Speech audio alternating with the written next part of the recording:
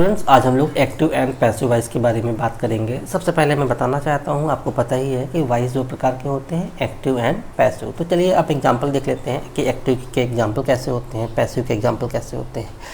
सबसे पहले एक्टिव के एग्जांपल की आपके सामने क्या लिखा है, ही टीच इंग्लिश। अब इसका आंसर क्या बन जाता है, English is taught by him. Clear. तो आपने क्या देखा कि शुरू में ही था तो वो किस में चेंज हो गया, हिम में, आखिरी में चला गया। और इंग्लिश लास्ट में था तो वो कहाँ पे आ गया, शुरू में। तो एक्टिव से पैसिव वॉइस बनाने के लिए जो बेसिक थिंग्स है कि जो शुरू में जो सब्जेक्ट रहता है वो लास्ट में ऑब्जेक्ट के रूप में आ जाता है, और जो ऑब्जेक्ट रहता है लास्ट में वो कहाँ पे आ जाता है, सब्जेक्ट के रूप में आ जाता है। एक ये चीज़। दूसरी बात, जब भी आप एक्टिव से पैसिव वॉइस बनाते हैं तो हमेशा वर्ब का थर्ड फॉर्म लगाना होता है और एक पैसिव ऑब्जेक्ट के पहले बाई लगाना होता है। आपको एग्जाम्पल में दिख रहा होगा, बाई हिम। क्लियर। दूसरी इंपॉर्टेंट चीज़, जो सबसे इंपॉर्टेंट चीज़ है वो क्या है कि 4 ऐसे टेंस होते हैं जिनका पैसिव वॉइस नहीं बनता है। सबसे पहला क्या है, प्रेजेंट परफेक्ट कंटिन्यूअस टेंस। उसके बाद क्या है, past perfect continuous tense, future perfect continuous tense और फ्यूचर कंटिन्यूअस टेंस। क्लियर। ये 4 ऐसे टेंस हैं इनके पैसिव वॉइस नहीं बनते हैं। अब आपको बताते हैं पैसिव ऑब्जेक्ट क्या होता है। पैसिव ऑब्जेक्ट क्या है, जैसे ही, तो ही को हम लोग किस में चेंज कर देंगे, हिम में, शी को हर में, इट को इट्स में। क्लियर। आई को मी में, यू को यू में चेंज करेंगे, वी को अस में चेंज करेंगे, दे को देम में चेंज करेंगे, और हु अगर है तो बाई हुम में चेंज करेंगे। ये पैसिव ऑब्जेक्ट है।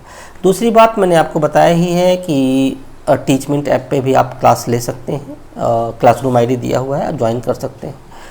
चलिए, और पैसिव वॉइस समझने के लिए आपको टेंस जानना होता है, और अगर आप टेंस नहीं जानते हैं तो लिंक पे ये दिया हुआ है, तो आप इसको स्टडी कर सकते हैं। क्लियर। चलिए अब देखते हैं आगे। सबसे पहले हम लोग इसका पहला स्ट्रक्चर देखेंगे, कैसे आप चेंज करते हैं। क्लियर। स्ट्रक्चर क्या है, object plus next tense helping verb plus verb की third form plus by plus passive object. Clear.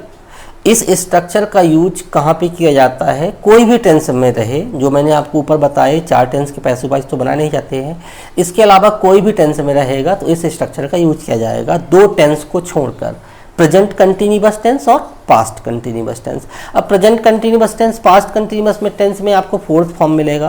Clear. तो ये दोनों टेंस को छोड़कर जो भी रहेगा तो आप इसका स्ट्रक्चर का यूज करेंगे। चलिए अब कुछ एग्जाम्पल देख लेते हैं। फर्स्ट एग्जांपल आपके सामने क्या है, we will win the game. तो मैंने बताया है कि प्रेजेंट कंटिन्यूअस, पास्ट कंटिन्यूअस के अलावा सभी टेंस में ये इस स्ट्रक्चर को फॉलो करते हैं। तो एग्जांपल क्या है, we will win the game. तो इसमें हम लोग सबसे पहले स्ट्रक्चर में क्या लिखा है, ऑब्जेक्ट, तो क्या लगाएंगे हम लोग, द गेम। उसके बाद स्ट्रक्चर में क्या लिखा है, नेक्स्ट टेंस हेल्पिंग वर्ब, मतलब अगले टेंस की हेल्पिंग वर्ब। मेरे कहने का मतलब कि जो एक्टिव वॉइस है जो करने के लिए दिया गया वो किस में है, फ्यूचर सिंपल में है, तो आप फ्यूचर कंटिन्यूअस की सिर्फ हेल्पिंग वर्ब लगाएंगे। ध्यान रखना है, कंफ्यूजन नहीं होना है, नेक्स्ट टेंस में चेंज नहीं करना है, सिर्फ नेक्स्ट टेंस की क्या लगाएंगे हम लोग, हेल्पिंग वर्ब। तो आंसर क्या हो जाएगा, द गेम। अब फ्यूचर कंटिन्यूअस की हेल्पिंग वर्ब क्या है, will B. The game will be won by. अब हमने आपको शुरू में बताया था कि वी का पैसिव ऑब्जेक्ट क्या होता है, अस। क्लियर। तो वर्ब का थर्ड फॉर्म और बाई हमेशा आपको लगाना होता है। The game will be won by us. Total passive voice के 6 स्ट्रक्चर होते हैं, 6 बेसिक स्ट्रक्चर होते हैं। हर एक वीडियो में हम लोग एक स्ट्रक्चर शेयर करेंगे। क्लियर। दूसरा एग्जाम्पल क्या है, शी वॉशेज क्लॉथ्स। तो सबसे पहले ऑब्जेक्ट क्या है, क्लॉथ्स। उसके बाद अगले टेंस की हेल्पिंग वर्ब। तो ये जो हमने करने के लिए दिया ये प्रेजेंट सिंपल है, तो प्रेजेंट कंटिन्यूअस की हेल्पिंग वर्ब क्या लगाए, क्या होती है, is, M, are.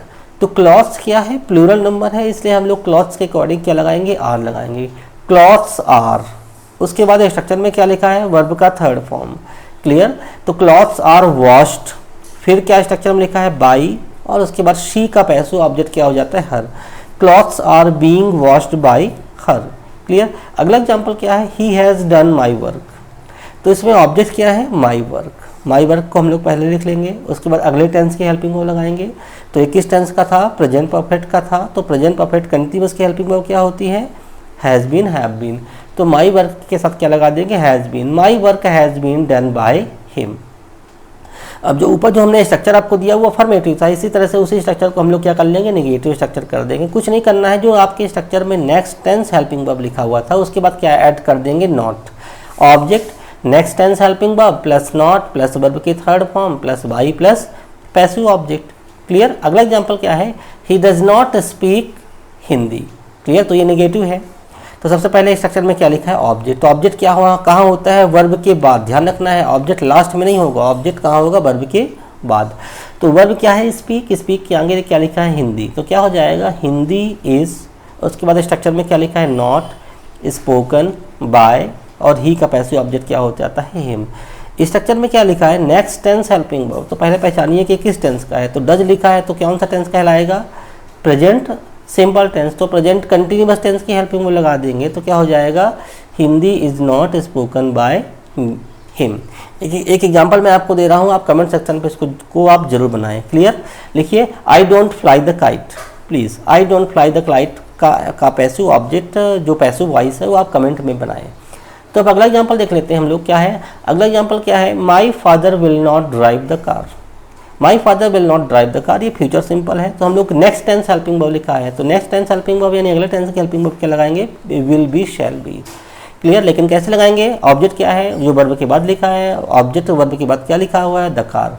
The car will not be driven by my father. क्या हो जाएगा, the car will not be driven by my father.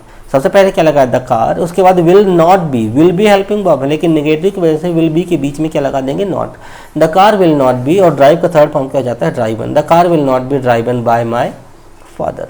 अगला सेंटेंस क्या है, the shopkeeper has not given me this soap, SOAP। The shopkeeper has not given me this soap. तो अब ये भी क्या है, प्रेजेंट परफेक्ट है। तो हम लोग हेल्पिंग वर्ब किसके लगाएंगे, प्रेजेंट परफेक्ट कंटिन्यूअस के लगाएंगे। ऑब्जेक्ट मैंने कहाँ पे बताया है, वर्ब के बाद होता है। वर्ब के बाद क्या लिखा हुआ है, मी। क्लियर, तो मी को हम लोग शुरू में लाएंगे तो क्या हो जाएगा, आई। और present perfect continuous, present perfect tense का है इसलिए हम लोग हेल्पिंग वर्ब क्या लगाएंगे, प्रेजेंट परफेक्ट कंटिन्यूअस टेंस की। तो प्रेजेंट परफेक्ट कंटिन्यूअस की हेल्पिंग वर्ब क्या होती है, has been, have been. I की वजह से हम लोग क्या लगाएंगे, have. I have not been given this soap by the shopkeeper. मैंने क्या बताया, I have not been given this soap by the shopkeeper. समझ में नहीं आया है तो फिर से आपको शुरू से देखना पड़ेगा, बार बार पॉज करके देखना पड़ेगा, चीज़ों को नोट करना पड़ेगा, तभी आता है। अब इसी को एक इंट्रोगेटिव स्ट्रक्चर देख लेते हैं। इंट्रोगेटिव स्ट्रक्चर में कुछ नहीं करना है, जो हेल्पिंग वर्ब है, जो नेक्स्ट टेंस हेल्पिंग वर्ब है, वो उसे आप कहाँ लिख देंगे, शुरू में। तो स्ट्रक्चर क्या हो जाएगा, next tense helping verb plus object plus verb की third form plus by plus passive object. जैसे मैंने दिया आपको, do you take breakfast daily. Example लिखिए, do you take breakfast daily. अब ये डू लगा हुआ है, प्रेजेंट सिंपल का है, तो ये इंट्रोगेटिव है, तो हेल्पिंग वर्ब हम लोग कहाँ लगाएंगे, पहले। अब हेल्पिंग वर्ब किसके अकॉर्डिंग लगाएंगे, ऑब्जेक्ट के अकॉर्डिंग। ऑब्जेक्ट क्या है, ब्रेकफास्ट। क्लियर, जो वर्ब के बाद लिखा रहता है उसे ऑब्जेक्ट कहते हैं। Is breakfast taken daily by you. क्या हो जाएगा, is breakfast taken daily by you. Clear, एक और इंट्रोगेटिव सेंटेंस देख लीजिए, विल यू हेल्प मी। देखिए, विल यू हेल्प मी।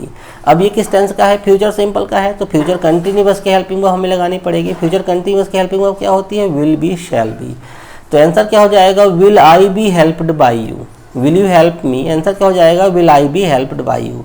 मी था तो हमने क्या लगा दिया, आई, और लास्ट में यू का पैसिव ऑब्जेक्ट हमने आपको शुरू में बताया था, नहीं याद नहीं है तो वापस जाइए, स्किप करके देखिए। Clear, will I be helped by you. अगर इसके आप इंग्लिश हिंदी देखेंगे तो क्या हो जाएगा, क्या मेरी हेल्प आपके द्वारा की जाएगी। और जो क्वेश्चन था, विल यू हेल्प मी, क्या आप मेरी हेल्प करेंगे। क्लियर, क्या आप मेरी हेल्प करेंगे, और आंसर क्या हो जाएगा, क्या मैं आपके द्वारा हेल्प किया जाऊंगा। क्लियर, तो ये पैसिव वॉइस का फर्स्ट स्ट्रक्चर है। अगला स्ट्रक्चर हम सेकंड वीडियो में हम लोग शेयर करेंगे। अगर समझ में नहीं आता है तो आप स्किप करके देखिए, आपको कुछ भी समझ नहीं आता है कमेंट सेक्शन पे पूछिए। Thank you so much. साथ ही साथ टीचमेंट पे क्लास भी ज्वाइन करिए। So thank you so much.